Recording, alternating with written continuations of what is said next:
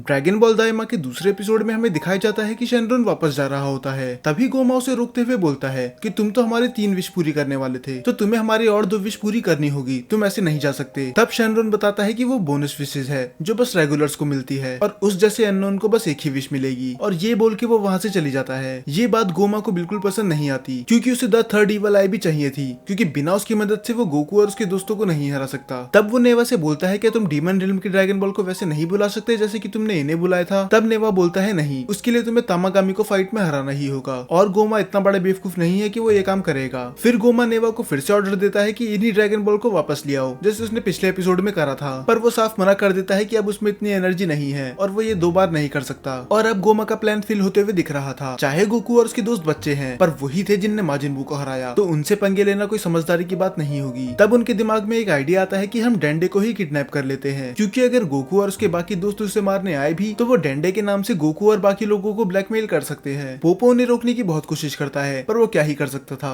क्योंकि अब वो भी एक बच्चा था, और वो तीनों डेंडे को लेकर अपने रिल में चले जाते हैं। दूसरी तरफ हमें दिखाया जाता है कि 2 लोग आसमान से टपकते हैं, और ये कोई और नहीं गोकू और वेजिटा ही थे। सब के सब छोटे बच्चे बन चुके थे, पर क्रिलिन तो अभी भी सेम ही लग रहा था। क्रिलिन उन दोनों के देख के चिल्लाता है कि आखिर तुम दोनों को क्या हो गया, तुम एक छोटे बच्चे क्यों बन गए। और गोकू को कुछ समझ में नहीं आता कि आखिर ये कहना क्या चाहता है। और तब वो देखता है वेजिटा की तरफ, और तब उसे रियलाइज होता है कि सब बच्चे बन चुके हैं। सभी लोग हैरान और परेशान थे कि उनके साथ क्या हुआ, सिवाय गोटेन और ट्रंक्स के, उनके तो मजे आ गए थे। तभी वेजिटा सबको देख के बोलता है कि सब बच्चे बन चुके हैं, पर एक दूसरा बच्चा आके बोलता है कि ऐसा नहीं है, क्योंकि स्टाफ के सभी मेंबर तो अभी भी सेम एज के हैं और बस जी फाइटर्स ही बच्चे बने हैं। और वेजिटा पूरा हैरान था कि आखिर ये बच्चा है कौन और उसे पार्टी में बुलाया किसने। तब हमें रिवील करा जाता है कि वो बच्चा कोई और नहीं, द चैंप मिस्टर सेटन थे। इसके बाद हमें दिखाया जाता है कि बुल्मा बहुत ज्यादा खुश होती है, क्योंकि वो कुछ ज्यादा ही यंग हो चुकी थी, और यही हाल चीची का भी था। तभी क्रिलिन बोलता है कि सब बच्चे तो बन चुके हैं, पर वो अंदर से वैसे ही हैं, क्योंकि उनको सब कुछ अच्छे से याद है और उनका दिमाग वैसे ही काम कर रहा है जैसे एक बड़े लोगों का करता है। और वो बोलता है कि इतने बड़े होने की मेहनत हमने इसलिए करी थी कि हम वापस बच्चे बन जाए। तब बुल्मा उसको मजाक बनाते हुए बोलती है कि तुम तो बोलो ही मत, तुम हमेशा से ऐसे ही थे, पता नहीं सब लोग क्रिलिन के पीछे क्यों पड़े हैं। और तभी पिक्लो और वेजिटा बात कर रहे होते हैं कि ये शेनरॉन का काम हो सकता है, क्योंकि उसे अभी कुछ ही देर पहले समन किया गया था। तब उधर मिस्टर सेटन आते हुए बोलते हैं कि तुम डरो मत, क्योंकि द चैंप मिस्टर सेटन तुम्हारे साथ हैं और वो तुम्हें हर मुश्किल से प्रोटेक्ट करेंगे। और वेजिटा और पिक्लो उन्हें जरा भी भाव नहीं देते और वहाँ से चले जाते हैं। तब सुप्रीम काय बताते हैं कि हमें लुकआउट में एक स्ट्रेंज एनर्जी महसूस हुई थी, तो वहाँ कुछ ना कुछ तो गड़बड़ है। तब गोकू बोलता है कि अगर ऐसा है तो मैं वहाँ जाके देख लेता हूँ, और वो जैसे ही उड़ने की ट्राई करता है वो मुंह के बल गिर जाता है, क्योंकि उसकी बॉडी अचानक से छोटी हो गई तो वो उसे कंट्रोल नहीं कर पा रहा। और यही सेम चीज जीटी में भी हुई थी, और ये बात उसे मास्टर रोशी बताते हैं। वो भी बहुत खुश थे कि वो फाइनली बच्चे बन चुके हैं। तब गोकू, पिक्लो, किबीटो और सुप्रीम काय काम में लुकआउट जाते हैं, और वो नोटिस करते हैं कि डेंडे आसपास कहीं नहीं है। और तब मिस्टर पोपो उन्हें बताते हैं कि डीमन रिल्म से कोई आके उन्हें किडनैप करके लेके चले गया, और वो सब हैरान थे। और मिस्टर पोपो ये भी बताते हैं कि उनमें से एक तो बिल्कुल सुप्रीम काय की तरह था, और ये सुनने के बाद उनके पूरे होश उड़ चुके थे। तब वो रिवील करते हैं कि उनका एक छोटा भाई भी है, देगासू, और वो उन्हें ये भी बताता है कि उनके साथ नेवा भी था। और ये सुनने के बाद पिक्लो के होश उड़ चुके थे। वो पूछते हैं कि ये नाम सुन के वो इतना चौंक क्यों गया, और तब पिक्लो रिवील करता है कि नेवा एक लेजेंडरी नेमेकियन है जो डीमन रिल्म में पीछे ही रुक गए थे ताकि वो डीमन वर्ल्ड के ड्रैगन बॉल को प्रोटेक्ट कर सके। फिर गोकू बोलता है कि हमें डेंडे को बचाने जाना ही होगा, पर सुप्रीम काय बताते हैं कि वो ऐसा नहीं कर सकते, क्योंकि डीमन रिल्म में टेलीपोर्ट करना उनकी बस के बाहर है। और ये बात थोड़ी सेंस नहीं बनाती, क्योंकि वो ज़ेनो पैलेस जा सकते हैं पर डीमन रिल्म नहीं। खैर, बाद में वो किबीटो को ऑर्डर देते हैं कि वो उनके प्लेनेट से एक शिप लेके आए, और वो बताते हैं कि वो इसी शिप की मदद से इसी यूनिवर्स में आए थे। तो इसका मतलब सुप्रीम काय भी इस वर्ल्ड से नहीं है, वो भी डीमन रिल्म से हैं। पर जैसा उन्होंने सोचा था वैसा ही हुआ, उनने उस शिप का यूज मिलियंस ऑफ ईयर पहले करा था, तो अब वो किसी काम की नहीं है। पर गोकू उसे आइडिया देता है कि बुल्मा इसे ठीक कर सकती है, तो हमें उसे लेके जाना चाहिए। और वो उसे लेने जाता ही है, पर वो फिर से मुंह के बल गिर जाता है, और इस सीन में तो गोकू मरते मरते बचा था। और तब पिक्लो उसका मजाक उड़ाते हुए बोलता है कि तुम अभी भी अपनी बॉडी पे कंट्रोल नहीं कर पाए, तुम्हें शर्म आनी चाहिए। पिक्लो उसे तो बोलता है, पर वो अपनी खुद बॉडी पे कंट्रोल नहीं कर पाता, और गोकू की तरह वो भी पेड़ से जाके टकरा जाता है। तब सुप्रीम काय के ऑर्डर से किबीटो बुल्मा और वेजिटा को लेके वहाँ पर आ जाता है, और बुल्मा उस शिप की हालत देखते ही बोल देती है कि ये 10 दिन से पहले तो ठीक नहीं होने वाली। और गोकू परेशान था, क्योंकि अगर उन्होंने इतना वेट करा तो वो डेंडो को मार देंगे। पर सुप्रीम काय उसे समझाते हैं कि वो ऐसा नहीं करेंगे, वो बस हमें ब्लैकमेल करना चाहते हैं। और इसके बाद हमें 2 दिन बाद का सीन दिखाया जाता है। गोकू हवा में प्रैक्टिस कर रहा होता है, इसका मतलब उसने अपनी बॉडी पे थोड़ा कंट्रोल तो करना सीख लिया, पर इतना भी काफी नहीं था। और गोकू बोलता है कि अगर ऐसा ही चलता रहा तो मैं अपनी बॉडी पे जल्दी कंट्रोल नहीं कर पाऊंगा। और तभी उसके दिमाग में एक आइडिया आता है और वो वहाँ से चली जाता है। और दूसरी तरफ बाकी लोग बात कर रहे होते हैं डीमन रिल्म के बारे में, कि किस तरह जिनके ईयर्स पॉइंटी होते हैं वो ज्यादातर डीमंस होते हैं, और डीमन रिल्म में बस वही आ जा सकता है जिसे परमिशन हो। और तभी बुल्मा आके किबीटो से बोलती है कि मैंने खाना ऑर्डर कर दिया है, तो तुम जाके वो यहाँ लेके आ जाओ। और किबीटो कुछ बोलता तो नहीं, पर उसे ये बात बिल्कुल पसंद नहीं आई थी। वो भी एक गॉड है और बुल्मा ने तो उसे अपना पर्सनल लॉकर बना दिया। और दूसरी तरफ गोकू जाता है कोरिन टावर में, क्योंकि उसे अपना आइकॉनिक पावर पुल वापस चाहिए था। पर वो उसे बताते हैं कि वो तो मास्टर रोशी के पास है, वो उसे कई टाइम पहले लेके चले गए थे। तो गोकू वहाँ से जाता है मास्टर रोशी के घर, और मास्टर रोशी तो यंग होने का पूरा फायदा उठा रहे थे। वो तो खुश थे कि अब वो यंग लड़कियों के साथ डेट पे जा सकते हैं। गोकू उनसे पूछता है कि उसका पावर पुल कहाँ है, पर मास्टर रोशी को याद नहीं होता। दरअसल मास्टर रोशी उसका यूज कपड़े सुखाने के लिए करते हैं। फिर बाद में हमें दिखाई जाता है कि गोकू लुकआउट वापस आ चुका होता है और वो अपनी पावर पुल की स्किल फ्लेक्स कर रहा होता है। और ये देख के बुल्मा की बचपन की यादें ताजा हो जाती हैं। उन दोनों को याद आता है कि किस तरह गोकू उसका बचपन में यूज करा करता था। और उसके बाद वो सब बैठ के खाना खाने लग जाते हैं। और गोकू पिक्लो से पूछता है कि तुम्हें डीमन रिल्म के बारे में कुछ भी याद है। तब पिक्लो बताता है कि वो वहाँ पैदा नहीं हुआ था, पर उसने उसके बारे में कहानियां जरूर सुनी है कि सारे नेमिकियंस डीमन रिल्म में बहुत हैप्पीली रह रहे थे। तब बुल्मा पूछती है कि अगर ऐसा था तो वो यहाँ पर क्यों आए। फिर पिक्लो बताता है कि नेमिकियंस को पसंद नहीं कि कोई उनके ऊपर रूल करे। और तभी स्पेसशिप से अचानक से कोई आता है और इन सबको लग रहा होता है कि ये इनका कोई दुश्मन है, क्योंकि अब ये बच्चे बन चुके हैं तो इन्हें टारगेट करना बहुत ही ज्यादा आसान होगा। और उस शिप में कोई और नहीं ग्लोरियो होता है, जिसका हमें पिछले एपिसोड में ही दिखा दिया गया था। वो गोकू से रिक्वेस्ट करता है कि वो उसके साथ चले और गोमा को हरा दे। और ये सुन के सभी हैरान थे कि आखिर ये अपने ही किंग को क्यों मरवाना चाहता है। तब वो बताता है कि डीमन किंग डबोरा के मरने के बाद गोमा किंग बन चुका है, शायद ये भी डबोरा का वफादार होगा। तब सुप्रीम काय बताते हैं कि अगर वो गोमा है तो उसे बिल्कुल भी अंडर एस्टिमेट मत करना, वो बहुत ही ज्यादा पावरफुल है। पर यही सेम चीज सुप्रीम काय ने डबोरा के बारे में भी बोली थी, और हम सभी जानते हैं कि उसका क्या हुआ था। पर सुप्रीम काय को उस पर थोड़ा शक तो होता ही है कि आखिर ये गोकू को जानता कैसे है। तब वो बताता है कि उनने उन दोनों की बातें सुन ली थी और वो देख ही चुका है कि गोकू कितना पावरफुल है और वो डीमन किंग को आराम से हरा सकता है। पर तभी सुप्रीम काय बोलते हैं कि अगर ऐसा है तो मैं भी चलूंगा, क्योंकि मुझे वहाँ के बारे में बहुत नॉलेज है। और तभी वहीं पर बुल्मा भी आ जाती है और वो रेफरेंस के लिए उसकी शिप की जांच करने लग जाती है, ताकि वो सुप्रीम काय की शिप जल्दी सही कर सके। और वेजिटा बच्चों की तरह जिद करता है कि वो भी उनके साथ चलेगा, पर ग्लोरियो साफ मना कर देता है कि उनकी शिप में इतनी जगह नहीं है। तब सुप्रीम काय उन्हें समझाते हैं कि जब बुल्मा शिप सही कर लेगी तब तुम उसमें आ जाना। वेजिटा को ये बात पसंद तो नहीं आती, पर वो और कर भी कह सकता था। तो वेजिटा को वहीं छोड़कर वो तीनों चले जाते हैं डीमन रिल्म में, और ये एपिसोड यहीं पर खत्म हो जाता है। अब इसका थर्ड एपिसोड आपको अगले हफ्ते देखने के लिए मिल जाएगा, और जब तक आप चैनल की बाकी वीडियोस देख सकते हैं।